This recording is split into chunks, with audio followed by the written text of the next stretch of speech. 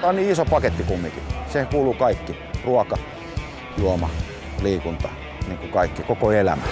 Tervetuloa tänne Helsingin Narinkatorille. Suomimies seikkailee rekkakiertueen avaustapahtumaan. Tämä Suomimies seikkailee rekkakiertue siis menee usealle 10 paikkakunnalle ympäri Suomea ja avaustapahtuma on tänään täällä Narinkatorilla. Suomi myös seikkailee.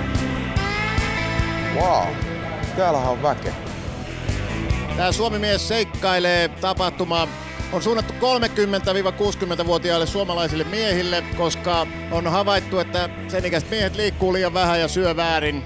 Ja kun tehtaan takuu on loppunut siinä 30-vuotiaana, niin jotain pitäisi ehkä sille koneelle tehdä.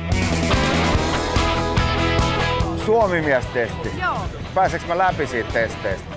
Tämän koko tapahtuman sydän on tuo Suomi-mies seikkailee rekka, jossa tehdään testejä. Ainoa missä tarvitsee vähän rehkiä on puristusvoimatesti, jolla mitataan lihasvoimaa. Uijamaksi, purista. Ja sitten löysää. Sitten siellä on hyvin paljastava body impedance-laite, joka mittaa kehon koostumuksen. Se kertoo kuinka paljon on rasvaa, kuinka paljon on lihasta ja missä suhteessa nämä lihakset tässä kehossa on. Mut hei, onko se kauhun tasapaino, jos lihasta on sama määrä kuin fättiä? Hei hei! Jätkän oma kultaa! Ai ai! Lämpäsi ja tultaa! Ai ai! Jos suunnatamme sultaa! Ai ai! Se kuvemien oli! Jos on läpipasko, niin voi olla vähän huolettomampi, mutta sitten jos on korkean riskin potilas, kuten metabolinen oireyhtymä työiässä, niin kyllä kannattaa vähän tarkemmin kiinnittää huomiota siihen ravitsemukseensa. Eli syöminenhän onkin se juttu todennäköisesti tässä iässä, kun se onkin se kovin juttu. Ihan totta.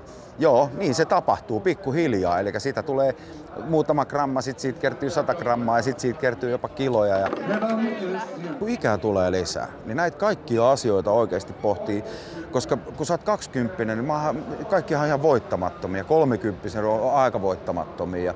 Sitten kun rupeaa olemaan tästä 44, niin onko se sitten iästä johtuen, rupeaa oikeasti pohtimaan eri tavalla ja eri lailla kaikkia asioita. Riittääkö sun mitta siihen? Riittää oikein hyvin. Ihan hyvä. Joo. Eli mä rentoudun nyt. Nyt ihan hiljaa, joo. Nyt ei jutella hetkeä. Kauan. Nyt menee 3-5 minuuttia, niin sitten me saadaan sen lukema siitä. Ennen piti juosta 12 minuuttia hikihatussa, mutta nyt riittää kun makaa laverilla ja Polarin mittarit mittaa sen kestävyyskunnon. Huhtikuussa virrasussa jätkät tekee näin. Toki tuittaa, telit kuittaa. Suomi mies perkele! Lauantaina kääntää aina painan nurin päin. Kun kuunnellat käy viheltäin. Taas on yksi Suomi-mies testattu ja katsastettu. Katsotaan mikä sinun tilanne on. Sinulla on paljon lihasmassaa. Oot tommonen vanttera kaveri ja se antaa kyllä edellytykset tästä lähteä aika nopeastikin parantamaan ja petraamaan tiettyjä asioita. Läskiä on tullut huikeasti lisää, mutta sitten tavallaan kun on joskus jotain tehnyt, treenannut ja jumpannut ja vähänkin jotain tehnyt, se lihasmassa on pysynyt yllä. Painaa ihan sairaasti. Niin se painaakin, se on 20 kiloa se sitten vasemmalle korvalle. Ei nyt suuntaa vaiheta, hei ihan totta. Tämä rasvapuoli ja etenkin se, että sitä on sinne sisäelinten väliin kertynyt, niin siihen sinun pitäisi kiinnittää huomiota. 44 on mittarissa. Ainoa mikä on, niin lihasmassa on 44, se stemmaa, mutta sitten rupeaa melkein olemaan tuo rasvaprosenttikin 44.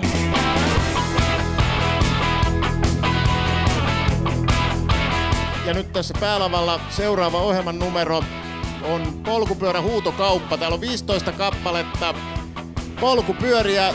Jos olette vähän pullukka ja ette saa itseänne laihtumaan, älkää masentuko, kunhan liikutte, niin sokeritaudin riski vähenee. Rasvaprosenttiin mä lasken. Mä lupaan semmoisen asian. Ja se... Ei, mutta se ei riitä, se ei ole mikään konkreettinen lupaus, vaan sun pitää sanoa, mitä sä teet kotona huomenna. Keksi se teko. Mä syön aamupala. No niin, hyvä. Mä Siitä syön on hyvä kaurapuuro lähteä. aamupalaksi. No niin, siitä on hyvä lähteä. Eli se on muutos aiempaa. Ihan totaalinen hyvä. muutos. Tavallaan ei meille äijille tarvi mitään, että hei vähän sillä ja onks tyyny hyvin. Vaan oikeesti se niin kuin analyyttinen vähän semmonen juttu. Kundien kohdalla tää tapahtuu varmaan kumminkin sellainen. Ei hitto viekö. Ei jumakautta, ihan oikeesti. Onks mä tämmöisessä kunnossa? Nyt pitää duunata jotain. Siitä se lähtee.